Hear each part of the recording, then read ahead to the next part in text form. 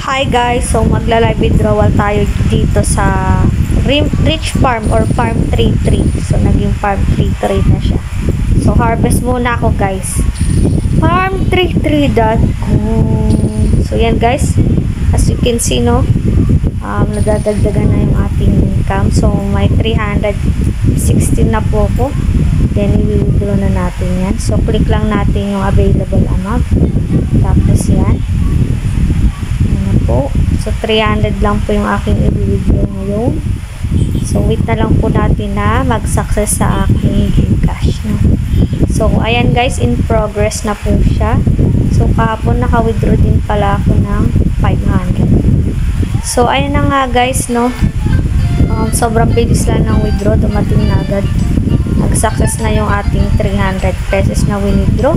And ito po yung proof na dumating. You have received 300 pesos of Gcash back. So, 6 days na si Rich Farm guys. Pero paying na paying pa rin talaga si Rich Farm. No guys?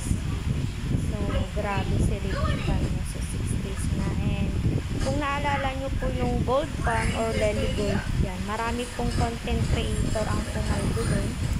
Mga vlogger, no? So, yun guys, marami makulit. Kaya harvest natin. So, as you can see, gumagod din yung yan. Wala na tayong tanim. Planting. Tanim na naman.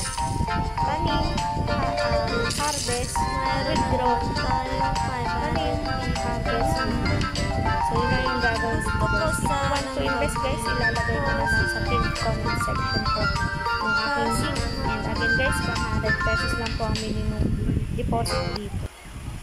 So, kung tatanungin nyo ako kung pwede bang kumita dito kahit walang invite, of course, pwede guys, basta may tanim po kayo. Ayan, 2 lupa lang matataniman nyo and 200 pesos lang po yung inyong magiging puhunan. Tapos, pwede po kayo makapag-withdraw araw-araw ng 120 pesos.